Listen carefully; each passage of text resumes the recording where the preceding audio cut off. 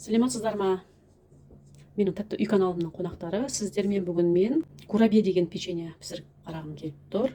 Менде мында 400 грамм сары май. Сары майдың орнына сіздер мысалға қазір магазиндерде сатады маргариндер бар. Для песочного теста деген сондай маргарин алсаңыздар да болады. Болмаса 72% майлар бар. Сол 72% майдан алсаңыздар да болады.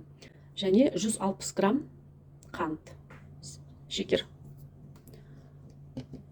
Сосын бізге және де 100 грамм сүт керек. Ол сүттің неше процент болуы маңызды емес. 1,5% де болады, 2,5% де бола береді. Менің қазір видео операторым қасында жоқ. Қызым жұмысқа шығып кеткен, сондықтан енді видеоны осылай деп өзім түсіретін боламын.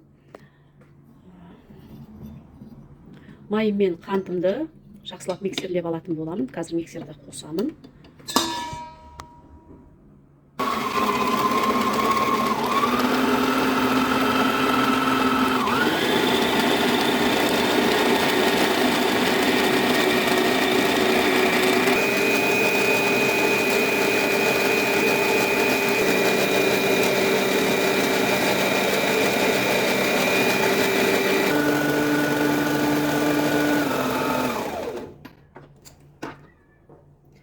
Майымыз әдемі көтеріліп жатыр.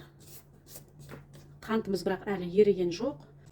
Мына бачоктың жан-жағына қант пен май тұрып қалады. Соларды осылай деп жинап, ортасына үйіп алып, қайтадан миксерімізді қосамыз. Жақсылап қант езілу керек.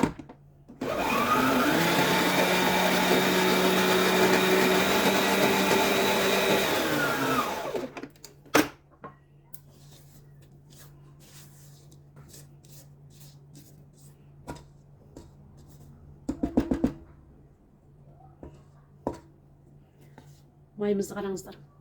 Қандай әппақ болып, әдем болып көтеріліп жатыр. Бірақ қантымыз әлі еріген жоқ. Егер де сіздерде сахарный пудра болатын болса, соны алып пайдалана берсеңіздер болады. Ол кезде біздің жасалу процесіміз тездеу болады.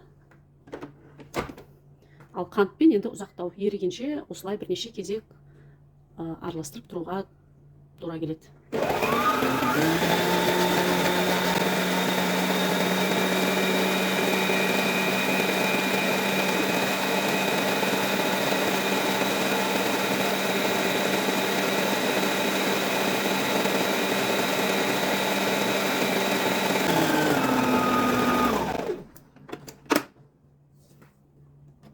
Міне мен тағы да жан-жағын түсіріп алып жатырмын. Енді өздеріңіз көріп тұрсыздар. Әр кезек осындай болып, жаңағыдай үлпілдек болып көтеріліп жатыр. Воздушный болып дейміз ғой сол. Так.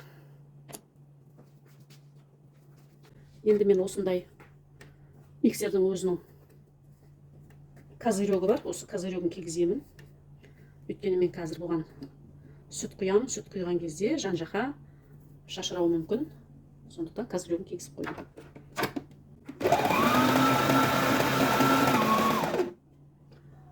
Айта кетейін дегенім, мен 100 грамм сүтке мен бұл жерге 5 грамм ванилин, сосын 5 грамм ас содасы салып, жақсылап араластырып алдым езілгенінше. Енді осы сұйықтығымызды қазір мына миксерге құятын боламын. Миксерді жай айналымға қоямын.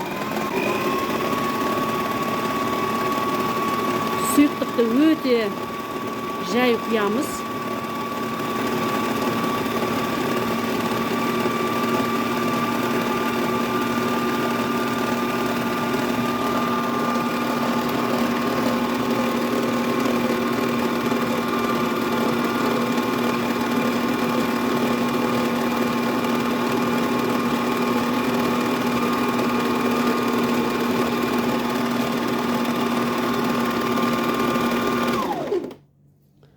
Сұйықтығымызды бірден тез құйып жіберуге болмайды, сондықтан оны жаймен құйып алып, сосын енді қазір мына бачоктың жан-жағын тағы да тазалап түсіріп аламын.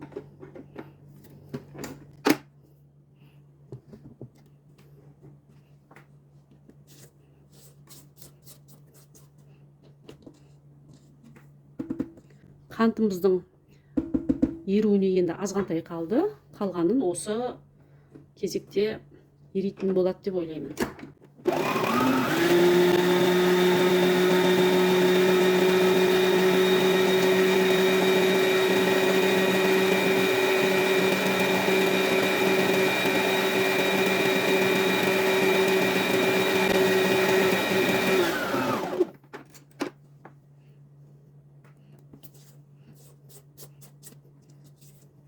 Біздің қантымыз түгелмен еріді деп айтуға да болады. Қараңыздар. Қазіргі майымыздың структурасы түгелмен өзгерді. Бұны профессиональный тілде эмульсия деп айтады. Эмульсиямыз дайын. Тағы да бір араластырып алсам да артық болмайды. Қазір тағы да бір араластырып алайын.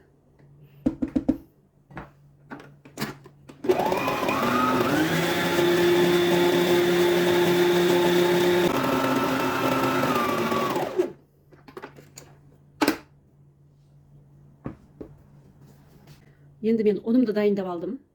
600 грамм ұн жоғарға сұрып. Осы ұнымызды енді мынау дайын болған эмульсиямызға 2-3 бөліп араластырып аламыз.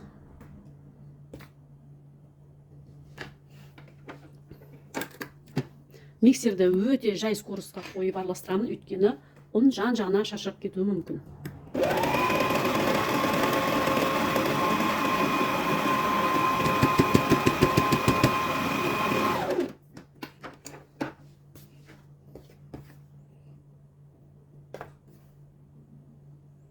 Ұнды тез араластыруымыз керек, өйткені көп ұстап тұрсақ та ол болмайды. Мен азғантай ұн алып қалдым, өйткені әр кезде ұн әрқалай, сондықтан салмағы ары-бері ойнауы мүмкін.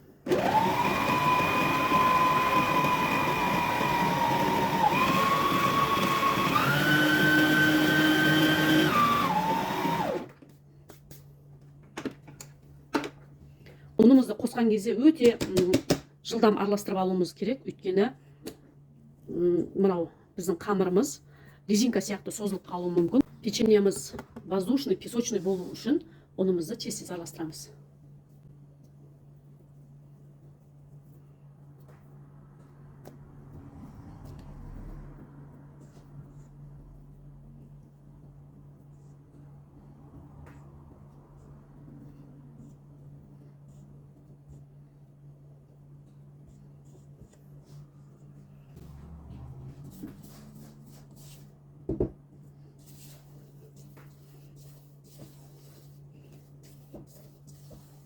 Ыдысымыздың астын бір араластырып аламыз. Астында ұн, я болмаса май қалып қалуы мүмкін. Бізде ештеме қалмапты. Өте жақсы керемет араласқан. Осымен біздің қамырымыз дайын. Мен енді осындай қалташаға өзімнің осындай формамды орналастырып алдым. Енді осы қалташаның ішіне дайын тұрған қамырымызды салатын боламын.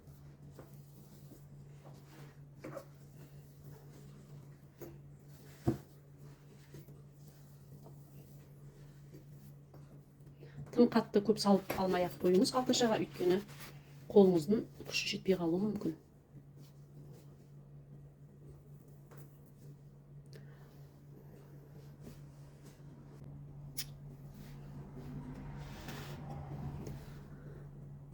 Енді қамырымызды осылай деп үстіне көтеріп тұрып, жаймен басамыз. Сонда біздің печеньеларымыз өте әдемі болып шығады.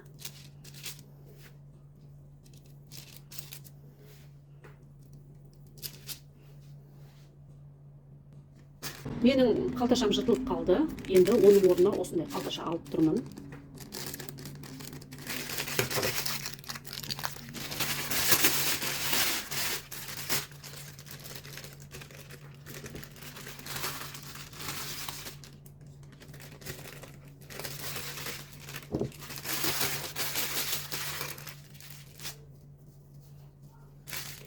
Біздер басқа да форма жасасақ болады. Мысалға, мынандай.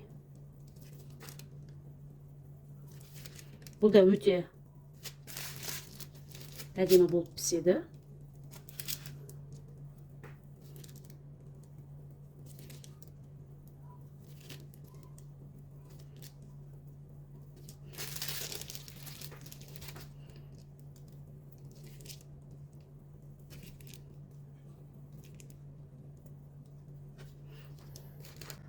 Міне мен печеньеларымды барлығын протеиндерге салып болдым.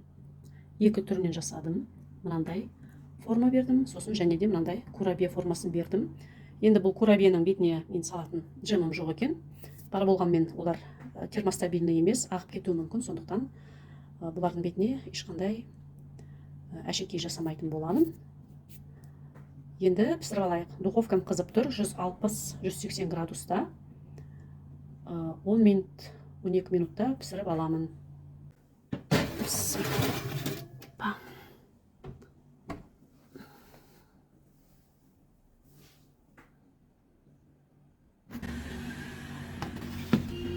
Біздің бірінші протеиніміз осылай деп пісіп шықты. Енді мен екіншісін саламын.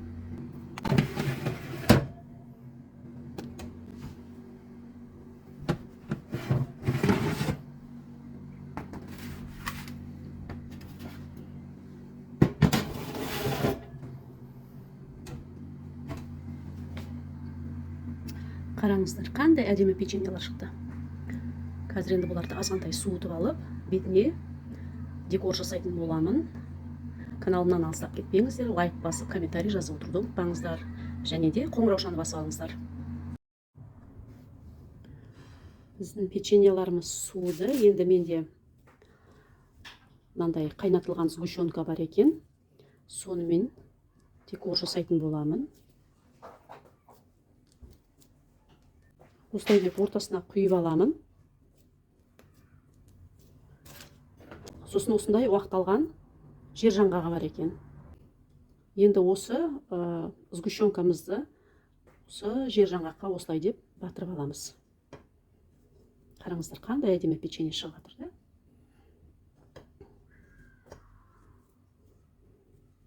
Осылай біртіндеп жасап аламын.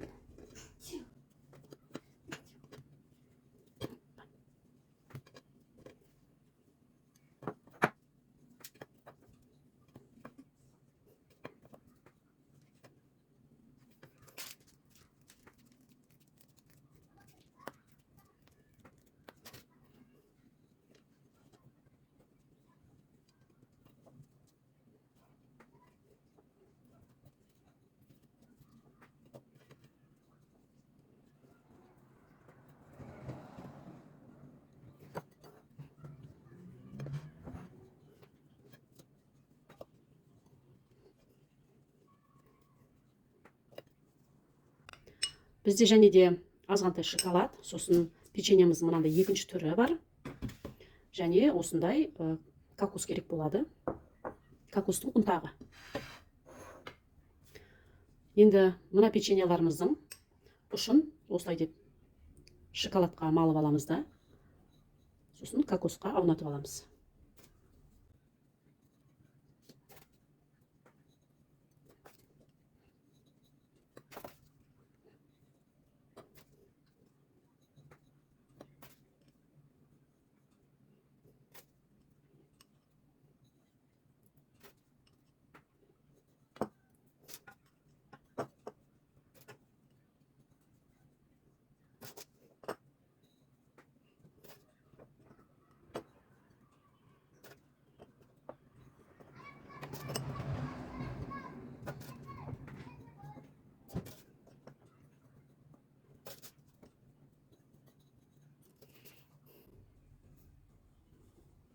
Міне, печеньеларымыз дайын болды. Қараңыздар, қандай әдемі печеньелер шықты. Ауызға салсаңыздар үгітіліп тұрады. Осы рецептпен жасап көріңіздер.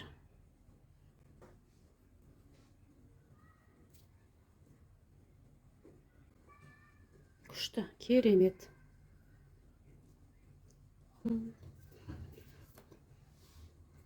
Өте дәмді.